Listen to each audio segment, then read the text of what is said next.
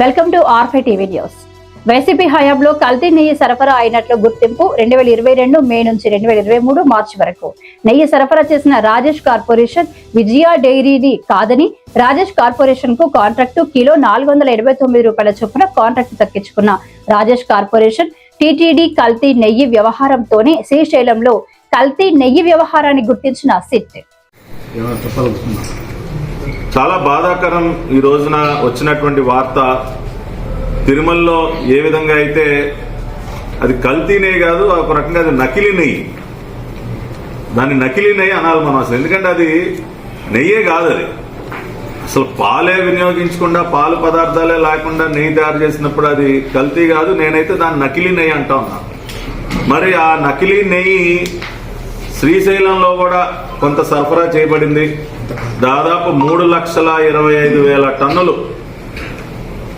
మరి మే 2022 నుంచి ఏప్రిల్ 2023 వరకు దాదాపు 11 నెలల పాటు 3,25,000 టన్నులు 16 కోట్ల రూపాయలు విలువైనటువంటి నకిలీ నెయ్యి. ఏ బోలేబాబా డైరీ అయితే తిరుమలలో మరి ఈ పాపానికి ఒడిగట్టిందో ఆనాటి వైఎస్ఆర్సీపీ నాయకుల యొక్క సహకారంతో తిరుమలలో అదే బోలేబాబా డైరీ దగ్గర నుంచి రాజేష్ కార్పొరేషన్ అనే ఒక సంస్థ ద్వారా మరి శ్రీశైల దేవస్థానానికి కూడా 3,25,000 టన్నుల నెయ్యి సరఫరా చేశారు, నకిలీ నెయ్యిని అని వచ్చినటువంటి వార్త నిజంగా చాలా బాధ కలిగించింది. అంటే ఆనాడు జగన్మోహన్ రెడ్డి గారు ముఖ్యమంత్రిగా ఉన్నటువంటి ఆనాటి ప్రభుత్వం హిందువుల దేవాలయాలపైన జరిపినటువంటి దాడులు, హిందూ దేవాలయాల కేంద్రంగా వారు చేసినటువంటి అవినీతి, వారు చేసినటువంటి పాపాలు కోట్లాది మంది హిందువుల యొక్క మనోభావాల్ని తీవ్రంగా గాయపరుస్తున్నాయి.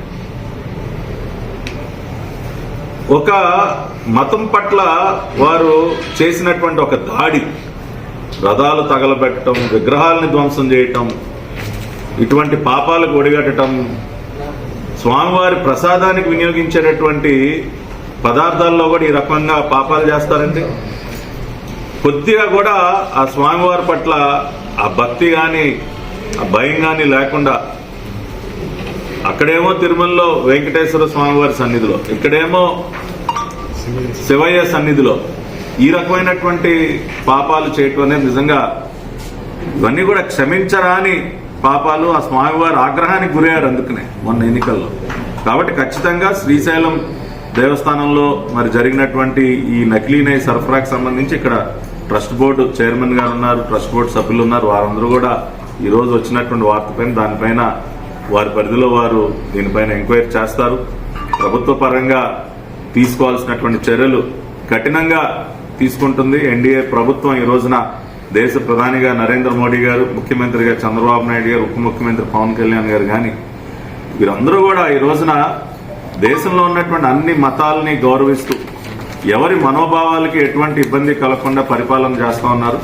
కానీ దురదృష్టం గత పాలకులు ఇటువంటి పాపాలకు అన్ని కూడా ఒడిగట్టారు. అటువంటిది ఈ రోజున శ్రీశైల క్షేత్రం కూడా చేరటం చాలా బాధగా ఉంది. కానీ ఖచ్చితంగా కఠినంగా వ్యవహరిస్తాం. బాధ్యులైనటువంటి వారిపైన కఠినమైనటువంటి శిక్షలు పడే విధంగా కూడా చేస్తాం.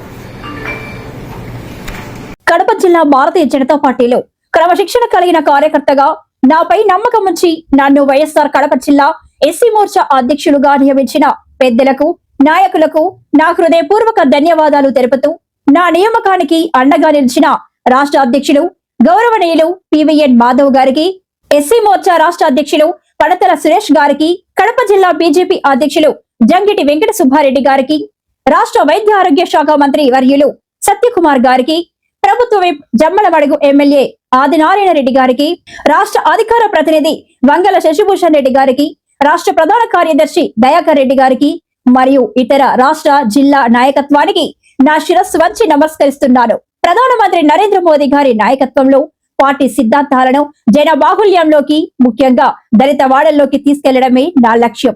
అణగారిన వర్గాల సంక్షేమం కోసం, పార్టీ బలోపేతం కోసం నా శక్తి వంచన లేకుండా కృషి చేస్తారని ఈ సందర్భంగా హామీ ఇస్తున్నాను. మీ doctor Putika Venkataramana, BJP SC Morcha జిల్లా అధ్యక్షుడు, వైఎస్ఆర్ కడప.